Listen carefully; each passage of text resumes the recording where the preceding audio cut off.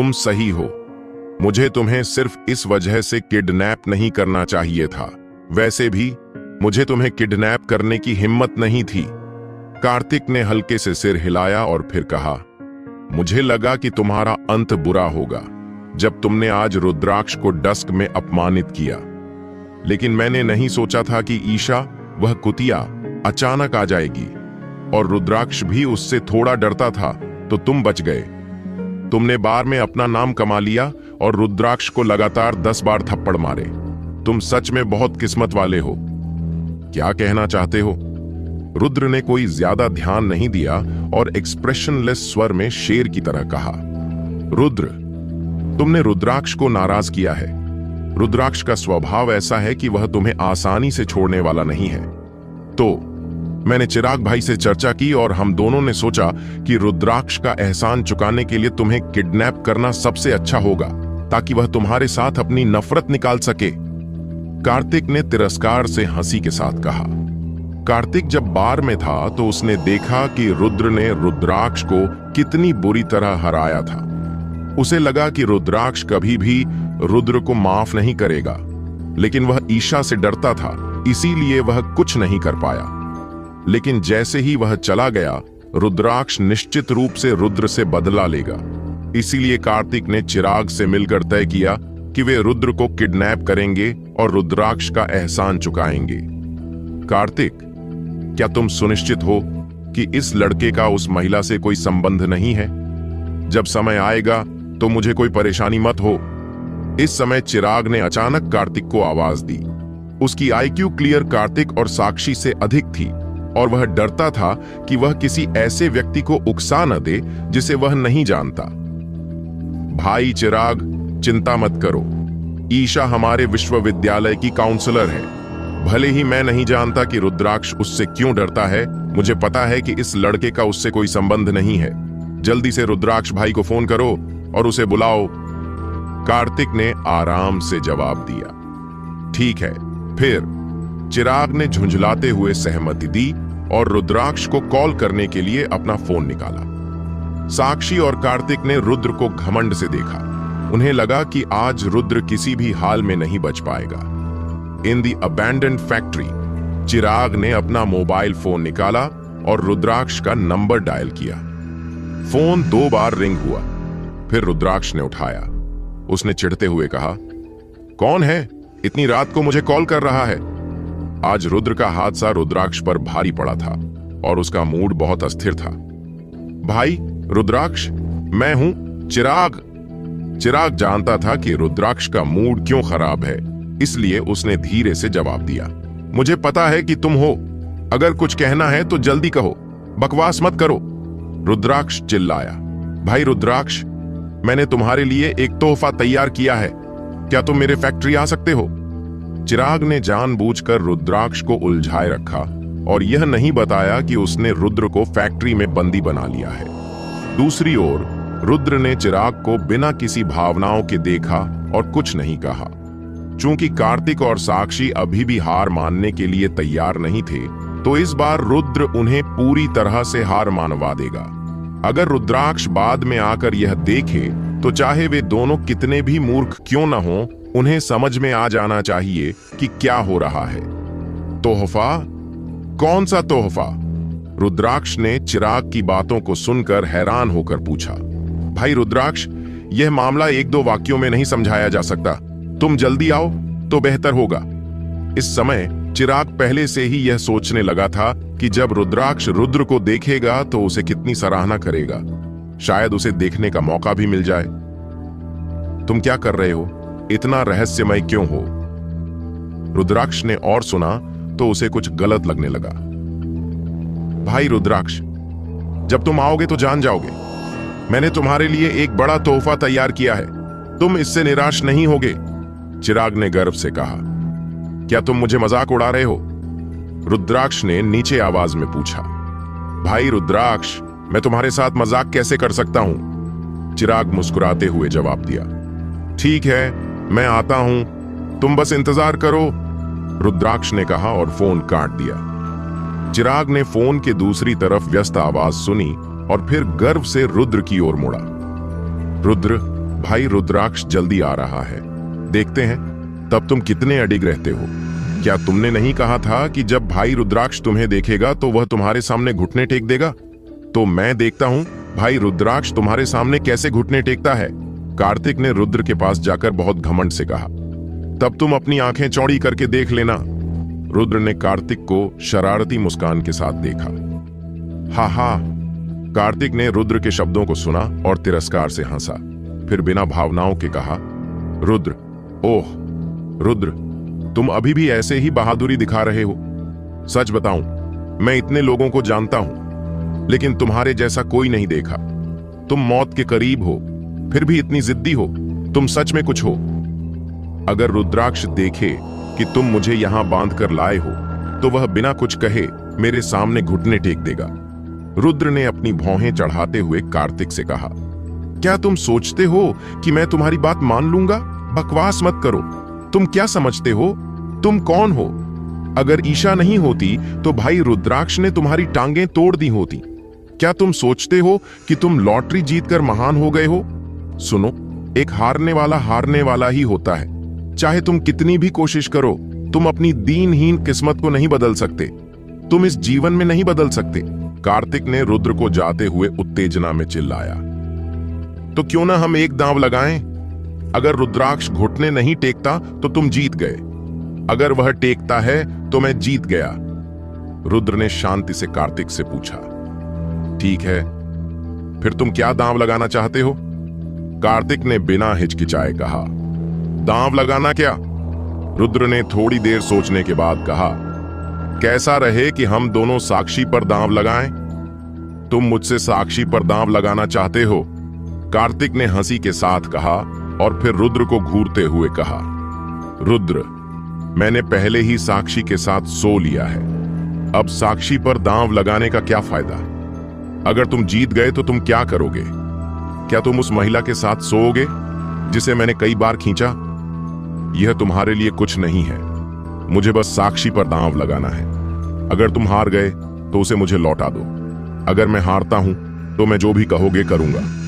रुद्र ने अपनी भौहें चढ़ाते हुए पूछा। हे, ठीक है, मुझे तुमसे डर नहीं लगता, कार्तिक ने आत्मविश्वास से कहा। कार्तिक, साक्षी को यह उम्मीद नहीं थी कि कार्तिक सच में राजी हो जाएगा, तो वह जल्दी से आगे बढ़ी और चिल्लाई, चिंता मत करो बेबी, मैं कभी नहीं हारूंगा। कार्तिक ने साक्षी को देखा और हल्के से कहा। असल में कार्तिक की नजरों में साक्षी बस एक खिलौना थी। वह उसे एक संपत्ति की तरह देखता था जो उसकी इच्छाओं के अनुसार काम करती थी। खैर, कार्तिक को साक्षी से खेलने का थोड़ा उबाऊ हो गया था और उसने महसूस किया कि वह आज नहीं हार सकता। इसलिए उसने रुद्र से दांव लगाने का फैसला किया। रुद्र, तू सड़ा हुआ हारने वाला है। मैं जानता था कि तू हार नहीं मानेगा। तुम इतने शर्मनाक कैसे हो सकते हो? कौन तुमसे साथ रहना चाहता है? अगर कार्तिक आज हार भी जाता है तो भी मैं तुमसे कभी नहीं रहूंगी। मैं कभी किसी गरीब हारने वाले के साथ नहीं रहूंगी।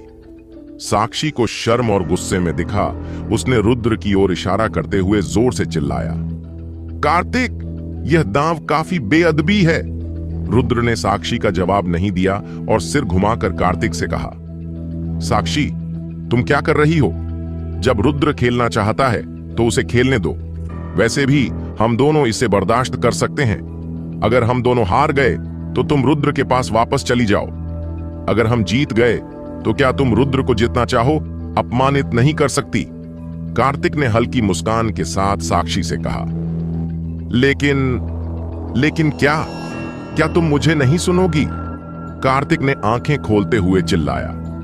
साक्षी ने देखा कि कार्तिक गुस्से में आ रहा है तो जल्दी से मुंह फुलाते हुए कहा, ठीक है, तो मैं आज तुमसे दांव लगाऊंगी। अगर कार्तिक आज हार जाता है तो मैं रुद्र के पास वापस चली जाऊंगी।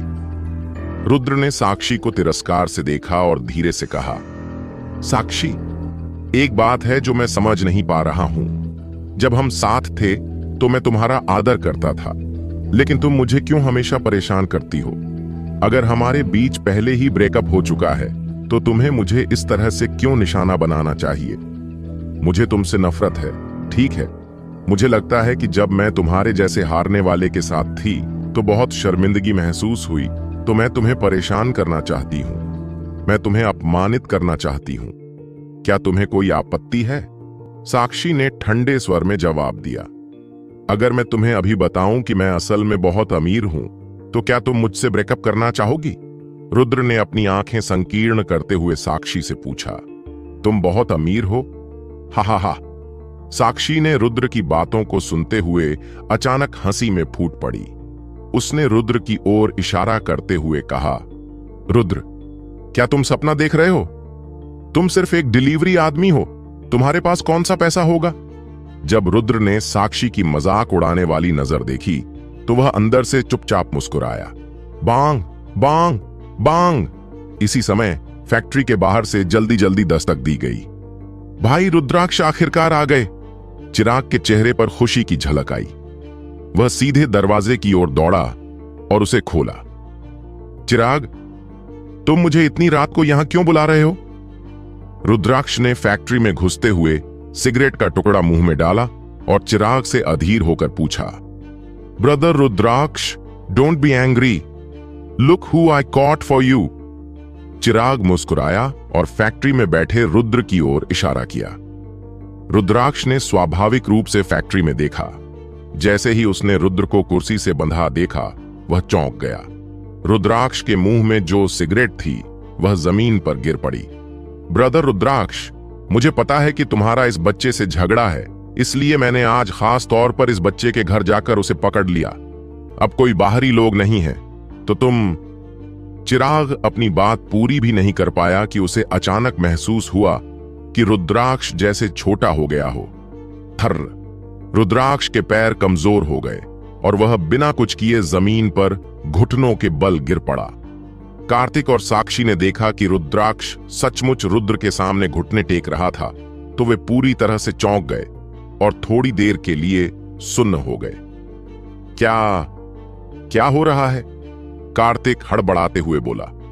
उसे समझ में नहीं आ रहा था कि रुद्राक्ष अचानक रुद्र के सामने घुटने क्यों टेक रहा था। जैसा कि रुद्र ने कहा था, ब्रदर रुद्राक्ष, तुम घुटने क्यों टेक रहे हो? क्या तुम गुस्से से गिर पड़े हो? तुम इतनी गुस्से में हो कि तुम्हारे पैर कमजोर हो गए हैं। चिराग यह समझ नहीं पा रहा था और रुद्राक्ष को उठाने के लिए आगे बढ़ा। चुप हो जा। रुद्राक्ष ने अपना सिर घुमा और चिराग को डांटा। फिर उसने अपने घुटनों को हिलाते हुए रुद्र के सामने रेंगते हुए पहुंचकर कंठ से कहा, मिस्टर सिंघानिया, आज की घटना का मुझसे कोई लेना देना नहीं है। मुझे नहीं पता ये मूर्ख लोग तुम्हें क्यों पकड़ कर ले आए। मुझे सच में इन्हें ऐसा करने का आदेश नहीं दिया था। अगर तुम्हें किसी को दोष देना है तो इन्हें दो, इसका मुझसे कोई लेना देना नहीं है। इस वक्त रुद्राक्ष का चेहरा मरोड़ा हुआ था और उसका भाषण भी थोड़ा बेतुका था। कार्तिक, चिराग और साक्षी जमीन पर खड़े होकर दंग रह गए थे। वे यह नहीं समझ पा रहे थे कि रुद्राक्ष अचानक रुद्र से इतना डर क्यों गया। क्या हो रहा है? साक्षी की आंखें चौड़ी हो गईं और वह हैरान होकर सामने का दृश्य देख रही थी। वह सोच रही थी कि रुद्राक्ष जब रुद्र को देखेगा तो शायद उसे सिखाने के लिए उसके पैर तोड़ देगा, लेकिन उसने कभी नहीं सोचा था कि रुद्राक्ष का ऐसा रिएक्शन होगा। ब्रदर रुद्राक्ष, इस बच्चे का ईशा से कोई लेना देना नहीं है। मैंने तुम्हारे लिए सब कुछ पता कर लिया है, फिर तुम इससे क्यों डर रहे हो? चिराग थोड़े नाराज होकर रुद्राक्ष की ओर बढ़ा और चिल्लाया, गधा, क्या तुम जानते हो कि मिस्टर सिंघानिया कौन है? क्या तुम जानते हो कि उसका बैकग्राउंड क्या है? तुम सच में मरने के लिए तैयार हो? तुमने मिस्टर सिंघानिया को क्यों किडनैप किया? रुद्राक्ष चिराग पर चिल्लाया। इस समय वह चिराग और उसके परिवार को बुरा भला गालियां दे रहा था। चिराग ने कॉल किया और बताया कि वह रुद्राक्ष को एक सरप्राइज देना चाहता है, लेकिन रुद्राक्ष ने यह सरप्राइज नहीं सोचा था। वह तो बस डर के मारे जिंदा बचने के लिए जूझ रहा था। रुद्राक्ष सोच रहा था कि अगर वह बार के शेयर वापस करता है, फिर श्रेया के बार में जाकर खुद संभालता है, तो शायद रुद्र उसे माफ कर देगा। लेकिन क्या पता था कि चिराग, कार्तिक और बाकी लोग सच में रुद्र को पकड़ लेंगे। रुद्राक्ष को बहुत बुरा लग रहा था। मिस्टर सिंघानिया? चिराग की आंखों में शक था। कब से रुद्र मिस्टर सिंघानिया बन गया? साक्षी ने भी हल्की आवाज में कहा, चिराग, क्या तुम सच में मरना चाहते हो? क्या तुम नहीं जानते कि मिस्टर सिंघानिया कौन है? वह हमारी कंपनी के चेयरमैन हैं और ब्रदर शौर्यवीर सिंह के बॉस हैं। और तुमने ब्रदर शौर्यवीर सिंह के बॉस को किडनैप करने की हिम्मत कैसे की? रुद्राक्ष ने गुस्से में जाकर रुद्र की रस्सी खोलते हुए कहा, वो ब्रदर शौर्यवीर सिंह का बॉस है। रुद्राक्ष के शब्दों को सुनकर चिराग कुछ सेकंड के लिए हक्का बक्का रह गया। फिर उसकी आंखों के सामने अंधेरा छा गया, उसके पैर ढीले हो गए और वह जमीन पर गिर पड़ा। कार्तिक के पैर भी हल्के हल्के कांपने लगे। उसे अच्छी तरह से समझ में आ गया था कि रुद्राक्ष किसकी बात कर रहा था। आखिरकार मुंबई में सिर्फ एक ही ब्रदर शौर्यवीर सिंह था। शौर्यवीर सिंह पहले ही मुंबई में एक बहुत ताकतवर शख्स था। अगर रुद्र सच में शौर्यवीर सिंह का बॉस था तो वह कितना डरावना होगा। कार्तिक अब इसके बारे में सोचने की हिम्मत भी नहीं कर रहा था। साक्षी जमीन पर खड़ी थी और इतनी चौंकी हुई थी कि उसे चक्कर आ रहे थे। वह समझ नहीं पा रही थी कि उसका यह नाकाम एक्स बॉयफ्रेंड रुद्र अचानक एक बड़े शख्स जैसे शौर्यवीर सिंह का बॉस कैसे बन गया। ये तो छोड़ो, अगर रुद्र सच में शौर्यवीर सिंह का जूता उठाने वाला भी था तो साक्षी को लगता था कि वह रुद्र के लायक नहीं था। ब्रदर रुद्राक्ष, क्या तुम मेरे साथ मजाक कर रहे हो? चिराग जमीन पर घुटने टेकते हुए कांपते हुए रुद्राक्ष से बोला, क्या तुम समझते हो कि मैं तुमसे मजाक कर रहा हूं? रुद्राक्ष अपनी आंखें फैलाते हुए चिल्लाया। चिराग यह सुनकर पूरी तरह से चौंक गया। रुद्राक्ष का रिएक्शन यह साफ कह रहा था कि वह बिल्कुल भी मजाक नहीं कर रहा था, वरना वह इतना घबराया हुआ क्यों होता। मैं अब मरा हुआ हूं, इस बार तो मेरी मूर्खता ने मुझे खत्म कर दिया।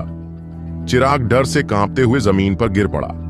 कार्तिक और साक्षी भी जड़ की तरह खड़े थे, मुंह से शब्द नहीं निकल रहे थे। कुछ सेकंड बाद रुद्राक्ष ने रुद्र की रस्सी खोली और एकदम सम्मान के साथ कहा, मिस्टर सिंघानिया, आप इन तीनों के साथ क्या करना चाहते हैं? क्या आप उनके पैर तोड़वाना चाहते हैं या फिर उन्हें नदी में फेंककर मछलियों का खाना बनवाना चाहते हैं? कार्तिक ने रुद्राक्ष के शब्दों को सुनते ही बिना कुछ कहे जमीन पर घुटने टेक दिए। रुद्राक्ष और शौर्यवीर सिंह वो लोग थे जिनसे कार्तिक का पिता भी टकराना नहीं चाहता था, लेकिन आज उसने उनसे टकरा लिया था। कार्तिक को पता था कि अगर रुद्र ने सिर हिलाया तो रुद्राक्ष जरूर उसे नदी में फेंक देगा। रुद्र, मैं तुमसे दरख्वास्त करता हूं, मुझे जाने दो, मैं तुमसे गुजारिश करता हूं। कार्तिक अपने दिल में डर महसूस करते हुए रुद्र से बोला। रुद्र ने सिर घुमाकर कार्तिक को ठंडे तरीके से देखा। उसके चेहरे पर कोई भावनाएं नहीं थीं, लेकिन बस एक नजर से ही कार्तिक इतना डर गया कि उसने अपने पैंट में पेशाब कर दिया और उसका सारा अंडरपैंट गीला हो गया। कार्तिक, मेरे लिए तुम हमेशा से एक महत्वहीन कचरा रहे हो, लेकिन तुम बार बार मुझे उकसाते हो। क्या तुम सच में सोचते हो कि मैं तुमसे बदला नहीं लूंगा? मुझे गुस्से में आकर तुम्हें क्या फायदा होगा? रुद्र ने कार्तिक से कहा।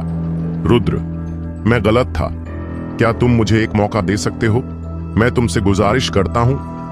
कार्तिक ने रुद्र के सामने घुटने टेकते हुए कहा। रुद्र कुछ पल सोचने के बाद कार्तिक का बाल पकड़ते हुए ठंडे स्वर में कहा, आज के बाद कभी भी मुझे तुम्हारा चेहरा मत दिखाना, क्या तुम समझ रहे हो? समझ गया। कार्तिक जल्दी से सिर हिलाया। चले जाओ, रुद्र ने हल्के से कहा। कार्तिक ने यह सुना और जल्दी से फैक्ट्री से बाहर भागते हुए जाते समय जमीन पर पेशाब की धब्बा छोड़ दिया। चिराग ने देखा कि कार्तिक चला गया तो वह कुछ बोलने के लिए मुंह खोलने वाला था, लेकिन रुद्र ने चिराग से कोई गहरी नफरत नहीं रखी, इसलिए उसने कहा, चले जाओ, मुझे तुम्हारा चेहरा फिर से नहीं देखना है। धन्यवाद मिस्टर सिंघानिया, मैं अभी जा रहा हूं। चिराग ने रुद्र से कहा, जैसे उसने भारी बोझ से मुक्ति पाई हो। फिर वह फैक्ट्री से बाहर चला गया। इस वक्त फैक्ट्री में सिर्फ रुद्र, रुद्राक्ष और साक्षी ही बचे थे।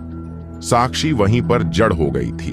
उसने रुद्र को अवाक होकर देखा और महसूस किया कि यह सब बहुत अविश्वसनीय था। फैक्ट्री में कार्तिक, साक्षी और चिराग ने रुद्र को अगवा कर लिया और उसे यहां लाकर रुद्राक्ष के पास भेज दिया ताकि वह रुद्र को सबक सिखा सके। हालांकि तीनों ने यह नहीं सोचा था कि रुद्राक्ष रुद्र को देखकर उसके सामने घुटने टेक देगा। इसके अलावा रुद्राक्ष ने यह भी कहा कि रुद्र शौर्यवीर सिंह का बॉस था। शौर्यवीर सिंह मुंबई में एक प्रसिद्ध शख्सियत था। अगर किसी ने उसका नाम सुना होता तो वह हैरान हो जाता। लेकिन अब रुद्राक्ष ने सच में कहा कि रुद्र शौर्यवीर सिंह का बॉस था। रुद्र कितने खतरनाक थे। जब कार्तिक ने रुद्र की असलियत जानी तो उसकी माथे पर पसीना आ गया, क्योंकि अब उसे समझ में आ गया था कि रुद्र को उकसाने के उसके कदम कितने बेवकूफी थे। साक्षी के मुंह से शब्द नहीं निकल रहे थे। वह जमीन पर खड़ी थी, उसकी बड़ी और गीली आंखों में हैरानी थी और वह रुद्र को देख रही थी जो सोफे पर बैठा था। हालांकि साक्षी को अभी भी यह विश्वास नहीं हो रहा था कि रुद्र सच में शौर्यवीर सिंह का बॉस था, लेकिन उसे यह अविश्वसनीय सच रुद्राक्ष की प्रतिक्रिया से मानना पड़ा। इस पल में रुद्र भी साक्षी को संकीर्ण आंखों से देख रहा था। उसे बहुत अजीब महसूस हो रहा था। वह महिला जिसे उसने कभी देवी की तरह माना था ने बिना किसी कारण के उसे धोखा दिया था। ब्रेकअप के बाद वह उसके खिलाफ हर जगह जाती थी, उसे अपमानित और मजाक उड़ाती थी। ऐसा लगता था कि साक्षी की आंखों में रुद्र सिर्फ एक गरीब हारने वाला था जो जीवन भर खाना पहुंचाने का काम करेगा। उसके पास पलटने का कोई मौका नहीं था और न ही कोई ऐसी लड़की मिलेगी जो उससे बेहतर हो। साक्षी, रुद्र ने धीरे से कहा। थप। जब साक्षी ने रुद्र का नाम सुना तो उसके पैर लड़खड़ा गए और वह जमीन पर गिर पड़ी। इस समय अब उसमें पहले जैसी आक्रामकता नहीं थी, वह राजा की दया पर थी। रुद्र, रुद्र, तुम असल में कौन हो? साक्षी ने कांपते हुए पूछा। मेरी पहचान का तुम्हारे साथ क्या संबंध है? रुद्र ने भाव शून्य होते हुए उत्तर दिया। तुम शौर्यवीर सिंह का बॉस नहीं हो, है ना? रुद्राक्ष ने सिर्फ तुम्हारे लिए एक नाटक किया है ना? साक्षी ने रुद्र पर चिल्लाया। नाटक करना? जब रुद्राक्ष ने साक्षी की बात सुनी तो वह हंसी को नहीं रोक सका। फिर उसने उसे देखा और कहा, तुमसे कह दूं, मिस्टर सिंघानिया न सिर्फ ब्रदर शौर्यवीर सिंह का बॉस है, बल्कि मुंबई में एम्पायर वर्ल्ड कॉरपोरेशन का चेयरमैन भी है। मिस्टर सिंघानिया के पास ओपराना की टॉप 500 कंपनियों में शेयर हैं। मिस्टर सिंघानिया के पास ट्रिलियंस की संपत्ति है। क्या तुम्हें लगता है कि मिस्टर सिंघानिया के पास इतना टाइम है कि वह तुम्हारे जैसे लोगों के लिए नाटक करे? असल में रुद्राक्ष को रुद्र की असलियत के बारे में ज्यादा जानकारी नहीं थी। जो उसने कहा वह सिर्फ उसकी कल्पना थी। यह सच था कि रुद्र की संपत्ति ट्रिलियंस में थी, लेकिन साक्षी जैसे व्यक्ति के लिए यह चौंकाने वाली बात थी कि किसी के पास 100 मिलियन से अधिक संपत्ति हो। ट्रिलियंस तो बहुत दूर की बात थी। रुद्र की संपत्ति ट्रिलियंस की है। साक्षी ने रुद्र के चेहरे की ओर देखा और चौंक गई। उसने कभी सपने में भी नहीं सोचा था कि रुद्र रातों रात एक अमीर दूसरी पीढ़ी का वारिस बन जाएगा। साक्षी इस सच को स्वीकार करना मुश्किल पा रही थी। उसने खुद को जोर से चुटकी काटी। साफ दर्द ने उसे बताया कि वह सपना नहीं देख रही थी। यह असंभव है, साक्षी ने चिल्लाते हुए कहा। फिर उसने रुद्र की ओर इशारा करते हुए कहा, मैंने 3 साल तक रुद्र के साथ समय बिताया। मुझे कैसे नहीं पता कि वह किस तरह का व्यक्ति है। वह कोई अमीर दूसरी पीढ़ी का वारिस नहीं है। वह बस एक गरीब हारने वाला है, एक गरीब जो खाना पहुंचाता है। तुम सही कह रही हो, मैं पहले सच में एक गरीब हारने वाला था, लेकिन हर बदसूरत हंस एक खूबसूरत स्वान में बदल सकता है, फिर एक इंसान क्यों नहीं? रुद्र ने धीरे से साक्षी से कहा। रुद्र, तुम्हारे पास ये पैसे कहां से आए? तुम शौर्यवीर सिंह जैसे आदमी को कैसे जानते हो? ये क्या हो रहा है? साक्षी ने रुद्र से चिल्लाते हुए पूछा, जब वह टूट चुकी थी। तुमसे ये बातें मैं क्यों समझाऊं? रुद्र ने अपनी आंखें संकीर्ण करके धीरे से जवाब दिया। रुद्र, मैं माफी मांगती हूं। मैं पहले गलत थी। मैं तुमसे माफी चाहती हूं। साक्षी तुरंत बदल गई और उसने रुद्र से स्नेहपूर्ण तरीके से कहा। रुद्र को साक्षी की बात सुनकर हंसी आई। फिर उसने उसे चुपचाप देखा। वह यह देखना चाहता था कि अब यह महिला क्या कहेगी। रुद्र, मुझे पता है कि मैंने गलती की है, कृपया मुझे माफ कर दो। क्या तुमने अभी कार्तिक से शर्त नहीं लगाई थी? जैसे ही रुद्राक्ष तुमसे घुटने टेकता है, तुम जीत जाते हो और मुझे तुम्हारे साथ होना होगा, है ना? साक्षी अचानक यह याद करती है कि रुद्र ने कार्तिक से क्या कहा था, इसलिए वह महसूस करती है कि भले ही रुद्र एक अमीर वारिस बन गया हो, फिर भी वह उससे प्यार करता है। अगर ऐसा न होता तो रुद्र कभी कार्तिक से शर्त नहीं करता। हालांकि कार्तिक भी एक अमीर दूसरी पीढ़ी का वारिस था, लेकिन रुद्र के मुकाबले वह बस एक सामान्य व्यक्ति था। अगर साक्षी अभी कार्तिक से ब्रेकअप करती है और रुद्र के पास लौट आती है, तो यह उसके लिए एक अच्छा मौका होगा। हाँ, मैंने कार्तिक से शर्त लगाई थी। रुद्र, क्या तुम यह सब इसलिए कर रहे हो ताकि तुम मेरे साथ फिर से रह सको? मैं जानती हूं कि मैं गलत थी। आइए फिर से साथ हो जाएं। मैं शपथ लेती हूं कि मैं इस जीवन में कभी तुम्हें धोखा नहीं दूंगी। मैं हमेशा तुम्हारे साथ रहूंगी। साक्षी एक कदम आगे बढ़ी और स्नेहपूर्वक बोली, क्या तुम हमेशा मेरे साथ रहोगी? तुम मुझे धोखा नहीं दोगी? रुद्र ने साक्षी की बात सुनकर हंसी में जवाब दिया, हाँ, मैं हमेशा तुम्हारे साथ रहूंगी। मैं केवल तुम्हारे साथ अच्छा रहूंगी। मैंने यह तय कर लिया है। असल में रुद्र, तुम मेरे सच्चे प्यार हो। मैं हमेशा तुमसे प्यार करती हूं। कार्तिक ने मुझे तुमसे दूर जाने के लिए मजबूर किया। मुझे उसके साथ रहने का कोई इरादा नहीं था। साक्षी ने खुशी से कहा, क्या तुमने मुझे यह नहीं बताया था कि तुम कार्तिक के साथ रहना चाहती हो? रुद्र ने साक्षी से मजाक करते हुए कहा, मैंने यह अपनी इच्छा से नहीं किया। यह कार्तिक था जिसने मुझे मजबूर किया, और जो कुछ भी तुम पर आरोप लगाया गया था वह सब कार्तिक ने किया था। रुद्र, तुम्हें नहीं पता कि जब मैंने उसे तुम्हें परेशान करते हुए देखा तो मैं कितनी चोटिल थी, लेकिन मेरे पास कोई और चारा नहीं था, क्योंकि मुझे पता था कि हम दोनों उसका मुकाबला नहीं कर सकते थे। मैंने तुमसे ब्रेकअप किया क्योंकि मैं दरअसल तुम्हारी रक्षा कर रही थी। साक्षी ने रुद्र से चिल्लाते हुए कहा। यहां तक कि रुद्राक्ष, जो रुद्र के पास खड़ा था, साक्षी की बातों को सुनकर हंसी को नहीं रोक सका। यह महिला सच में शर्मनाक थी। रुद्र, मैं जानती हूं कि तुम अभी भी मुझसे नाराज हो, लेकिन मैं सच में तुमसे माफी मांग रही हूं। क्या तुम मुझे एक और मौका दे सकते हो? चलो फिर से एक साथ चलें, ठीक है? साक्षी ने रुद्र की ओर रेंगते हुए उसके पैर को मजबूती से पकड़ लिया। रुद्र ने साक्षी को देखा और थोड़ी देर सोचा, फिर हल्के से कहा, ठीक है, मैं तुमसे फिर से मिल सकता हूं। जब रुद्राक्ष और साक्षी ने रुद्र के शब्द सुने तो वे तुरंत चौंक गए। वे बेहद हैरान थे, क्योंकि उन्हें बिल्कुल भी उम्मीद नहीं थी कि रुद्र सच में साक्षी से फिर से मिल जाएगा। रुद्राक्ष हतप्रभ होकर खड़ा था। उसकी आंखों में उलझन थी।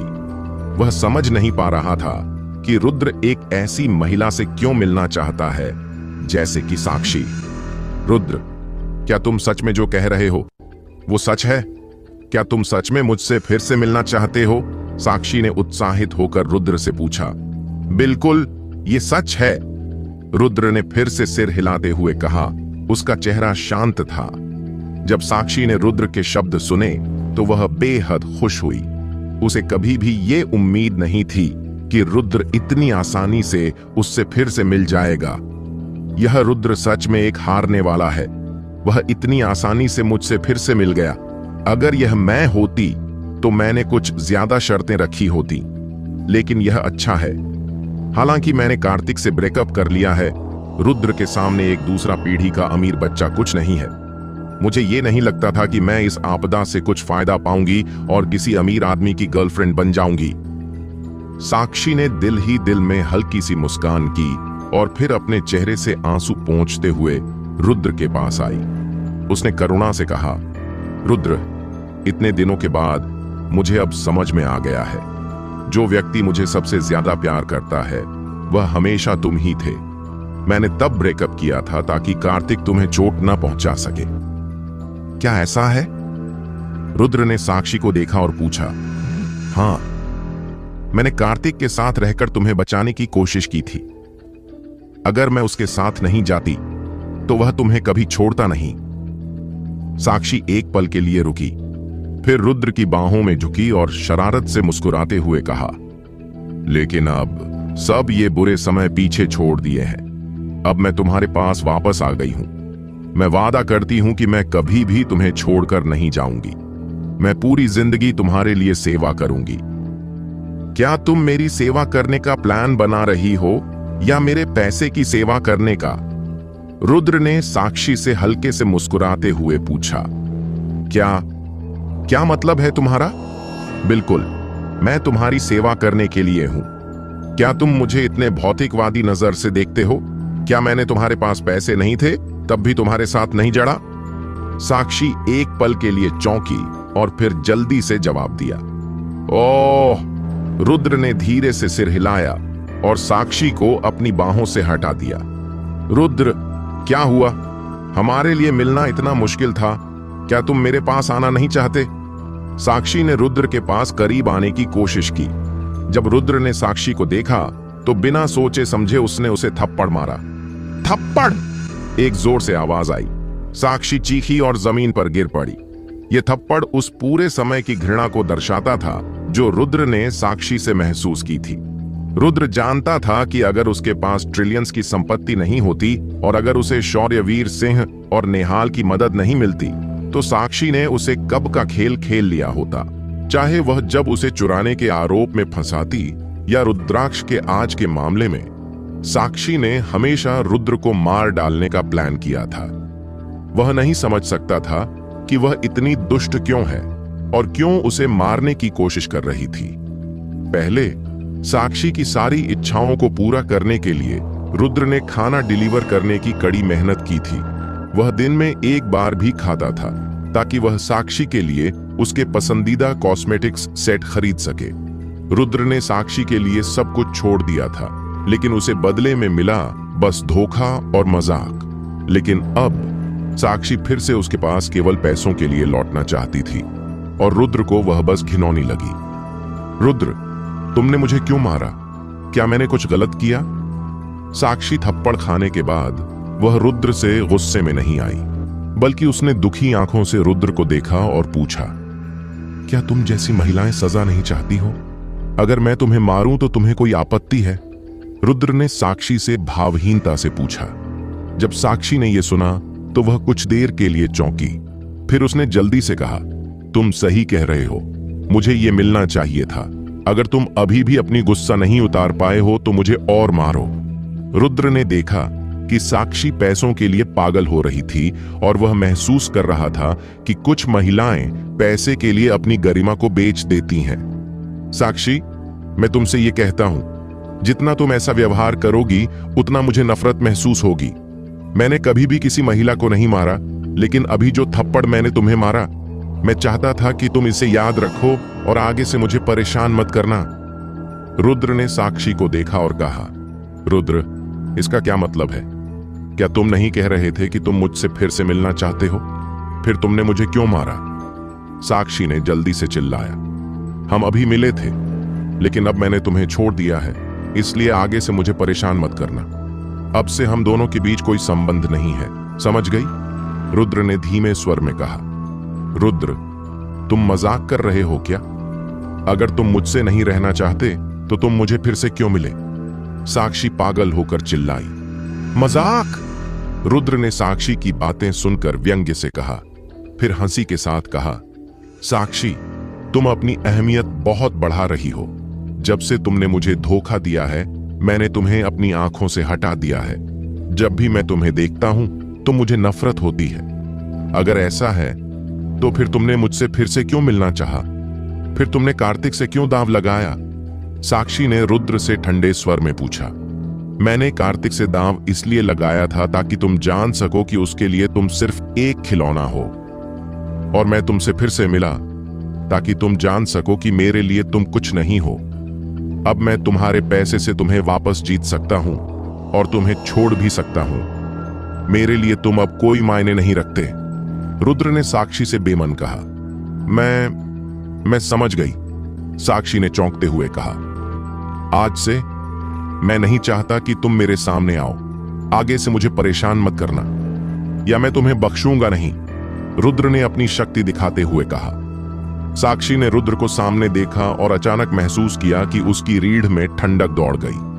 उसे एहसास हुआ कि अब रुद्र वह रुद्र नहीं है जो पहले था। रुद्र, तुम इसे पछताओगे, साक्षी ने दांत किटकिटाते हुए रुद्र से कहा। पछताओगे? क्या तुम कह रही हो कि मैं तुमसे फिर से मिलकर पछताऊंगा? रुद्र ने साक्षी से बिना भावनाओं के पूछा। तुम पछताओगे जल्द ही।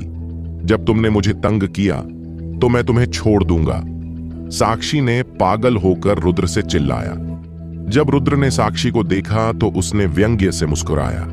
फिर वह फैक्ट्री से बाहर चला गया।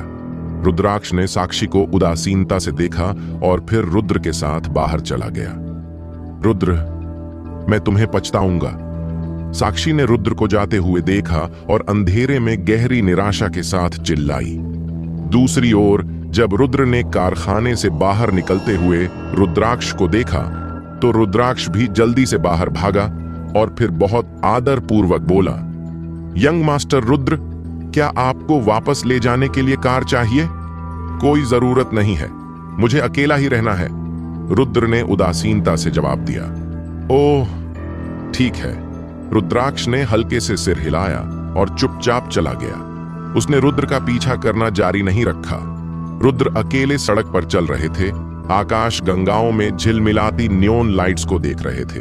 उनका दिल अजीब तरीके से खाली सा महसूस हो रहा था। शायद यह इस कारण था कि आज उसने साक्षी को अपनी असली पहचान पूरी तरह से बता दी थी, तो वह बड़ा पत्थर जो हमेशा उसके दिल पर रखा हुआ था आखिरकार उतर गया था। साक्षी और कार्तिक से बदला लेने के बाद रुद्र को एक भी खुशी का एहसास नहीं हुआ, बल्कि उसे बेचारगी महसूस हो रही थी। वह अच्छी तरह से जानता था कि जो भी उसने साक्षी और कार्तिक पर विजय पाई थी वह केवल उस वसीयत के कारण था जो उसे अनायास ही मिली थी, न कि अपने प्रयासों से। हाँ, रुद्र ने गहरी सांस ली और फिर अपने घर की ओर चल दिया।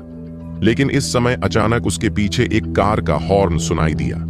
रुद्र ने स्वाभाविक रूप से थोड़ी देर के लिए ठिठका, फिर मुड़ा और देखा कि एक मासेराटी उसके पास खड़ी थी।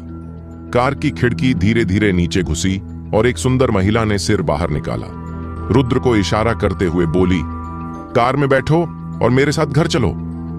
रुद्र ने लड़की के सुंदर चेहरे को देखा और उसकी आंखों में कुछ शक की झलक दिखी। वह चौंकते हुए पूछा, क्या आप मुझे जानती हैं? नहीं, सुंदरता ने जवाब दिया। तो फिर तुम मुझे घर क्यों ले जाने को कह रही हो? रुद्र ने और भी उलझन में पूछा। लड़की कुछ पल के लिए झिझकी और फिर रुद्र से बोली, मैंने अभी बार में कुछ शराब पी थी। देखो, मुझे डर है कि बाद में ट्रैफिक पुलिस मुझे रोक लेगी, तो कृपया मुझे घर छोड़ दो। मैं तुम्हें पैसे दूंगी। ओह, रुद्र ने हल्के से सिर हिलाया, फिर थोड़ी मुश्किल से कहा, ठीक है, तुम्हें एक डिजाइनेटेड ड्राइवर को बुलाना चाहिए। मैं अभी घर जाने की तैयारी कर रहा हूं। इतनी रात हो गई है, डिजाइनेटेड ड्राइवर कहां से मिलेगा? और मेरा घर यहां से सिर्फ कुछ किलोमीटर दूर है। मैं तुम्हें 500 रुपये दूंगी, ठीक है? सुंदर महिला सचमुच थोड़ी नशे में थी। सड़क की बत्तियों की रोशनी में वह और भी आकर्षक लग रही थी।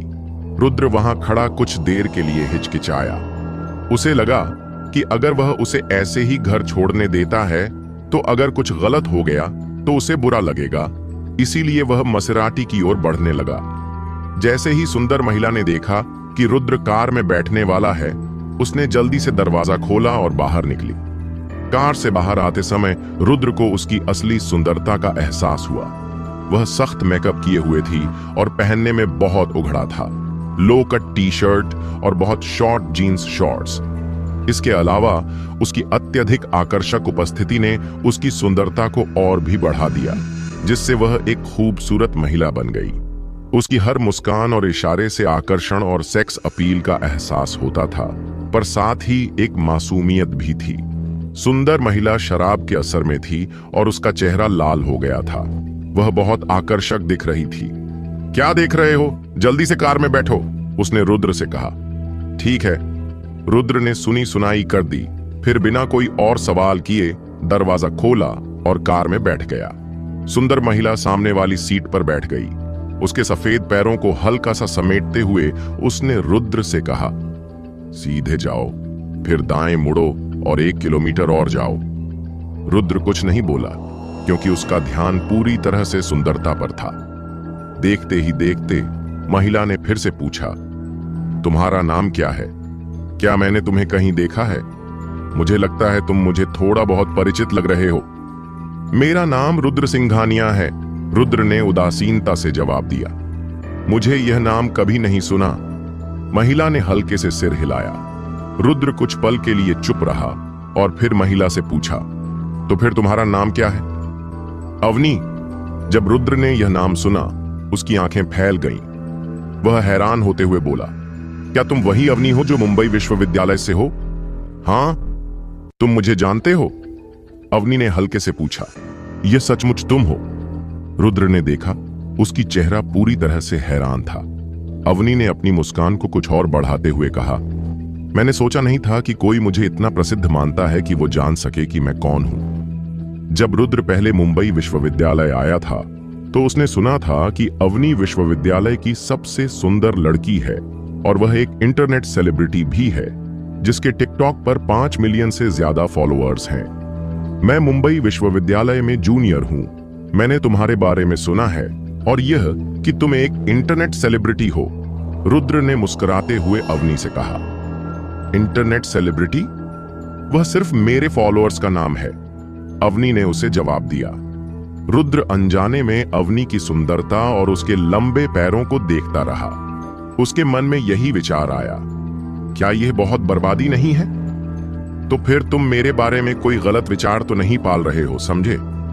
अवनी ने धीरे से रुद्र से कहा, तुम जैसी इंटरनेट सेलिब्रिटी का एक आम इंसान से क्या काम? और वैसे भी मुझे तुमसे कोई दिलचस्पी नहीं है, बस तुम्हारे पैर बहुत अच्छे लग रहे हैं, रुद्र ने बिना भावना के कहा। तो क्या तुम उन्हें छूना चाहते हो? अवनी ने एक मादक मुस्कान के साथ रुद्र से पूछा। रुद्र इस पर फिर से हक्का बक्का हो गया। आगे बोलो, क्या तुम चाहते हो? अवनी ने फिर से मृदु स्वर में पूछा और उसकी सीट की ओर झुकने लगी। हाँ, रुद्र ने ईमानदारी से सिर हिलाया। तो मेहनत करो, जब तुम भविष्य में पैसे कमाओ तो तुम मुझे जैसा सौंदर्य आराम से पा सकोगे, अवनी ने कैजुअल तरीके से कहा। रुद्र की शक्ल पर लाचारी थी। उसे लगा था कि अवनी उसे अपने पैरों को छूने देगी। कुछ समय बाद रुद्र ने अवनी को उसके घर छोड़ दिया। फिर अवनी ने वादा किया हुआ 500 रुपए देने की कोशिश की, लेकिन रुद्र ने पैसे नहीं लिए। इसके बजाय उसने अवनी को फेसबुक पर फ्रेंड रिक्वेस्ट भेज दी। अवनी ने थोड़ी देर सोचा, फिर उसकी रिक्वेस्ट को स्वीकार कर लिया, लेकिन उसे यह याद दिलाया कि वह उसके बारे में कोई गलत विचार न बनाए। फेसबुक पर एक दूसरे को जोड़ने के बाद रुद्र ने टैक्सी पकड़ी और घर लौट आया। एक पूरी रात बाद रुद्र घर पहुंचकर सो गया। अगले दिन सुबह 8 बजे रुद्र उठकर हल्का फुल्का चेहरा धोने के बाद स्कूल गया, ताकि क्लास के लिए तैयारी कर सके। जब रुद्र कक्षा में पहुंचा तो उसने देखा कि सभी छात्र उसे अजीब तरीके से देख रहे थे। हालांकि उसने ज्यादा ध्यान नहीं दिया, क्योंकि ये छात्र हमेशा उसे नीचा ही समझते थे, इसलिए उनकी नजरों में हमेशा कुछ अजीब सा होता था। कक्षा में प्रवेश करने के बाद रुद्र ने आदतन कार्तिक और साक्षी को देखा। कार्तिक क्लास में नहीं था, लेकिन साक्षी अभी भी वहां थी। हालांकि इस वक्त वह मेज पर सिर रखे हुए थी, जबकि मीनाक्षी, लिली और कुछ और लोग उसके पास बैठकर कुछ बातें कर रहे थे। रुद्र उलझन में चेहरे के साथ अपनी सीट पर गया और पाया कि ईशान और रोहित भी उसे अजीब तरीके से देख रहे थे। नहीं, तुम लोग मुझे ऐसे क्यों देख रहे हो? रुद्र ने ईशान और रोहित से उलझन में पूछा। इस वक्त ईशान ने कहा, तुम और साक्षी के बारे में खबर फैल चुकी है। मेरे और साक्षी के बारे में? रुद्र ने उलझन में पूछा। खैर, तुम खुद देख लो, ईशान ने मजबूरी से कहा। फिर उसने अपनी टेबल के नीचे से ढेर सारी फोटो निकालकर रुद्र को दी। रुद्र कुछ पल सोचने के बाद उन फोटो को लिया। जैसे ही उसने उन तस्वीरों को देखा, उसकी आंखें फटी की फटी रह गईं और चेहरा पूरी तरह से हैरान हो गया। ये फोटो कुछ और नहीं, बल्कि रुद्र और साक्षी की थी, जो बिस्तर पर सो रहे थे। हालांकि जरूरी हिस्से धुंधले थे, लेकिन दोनों की स्थिति बहुत ही संदिग्ध थी। ये साफ था कि वे क्या कर रहे थे। तुम ये फोटो कहां से लाए? रुद्र ने दांत पीसते हुए ईशान से कहा। जब मैं आज सुबह स्कूल आया तो देखा कि स्कूल के सूचना पट्टे पर तुम्हारी और साक्षी की फोटो भरी हुई थी। इसके अलावा ये फोटो स्कूल के हर कमरे में भी थी। रोहित और मैंने सुबह इनका कुछ हिस्सा इकट्ठा किया, लेकिन बाकी किसी ने ले ली। ईशान ने रुद्र को निराशा के साथ बताया। यह काम किसने किया? रुद्र ने गुस्से में कहा। अब रुद्र को आखिरकार समझ में आया कि साक्षी क्यों मेज पर रो रही थी और क्लास के छात्र उसे ऐसे क्यों देख रहे थे। ये सब इन तस्वीरों की वजह से था। हालांकि रुद्र ने कभी साक्षी को चुंबन तक नहीं दिया था, तो ये तस्वीरें सच कैसे हो सकती हैं? ये तस्वीरें असली नहीं थीं। साफ था कि कोई रुद्र के साथ मजाक करना चाहता था और इन तस्वीरों का इस्तेमाल कर उसे फंसा रहा था। रुद्र, अब तुम हमारे स्कूल में बहुत बदनाम हो। लगभग हर क्लास में तुम्हारी और साक्षी की फोटो है, रोहित ने कहा। सही कहा रुद्र। क्या तुमने मुझे पहले नहीं बताया था कि तुमने कभी साक्षी के साथ सोया नहीं? फिर ये फोटो कहां से आई? ईशान ने भी रुद्र से उलझन में पूछा। ये तस्वीरें झूठी हैं, क्या तुम नहीं देख सकते? रुद्र ने चिड़चिड़े होकर कहा। झूठी? रोहित, ईशान और बाकी लोग चौंक गए। उनके चेहरों पर भ्रम का भाव था। मैं साक्षी के साथ ऐसी तस्वीरें नहीं ले सकता। ये तस्वीरें किसी और ने फोटोशॉप करके बनाई हैं। रुद्र गुस्से में चिल्लाया। फोटोशॉप? रुद्र, क्या तुमने किसी को नाराज किया है? रोहित ने पूछा।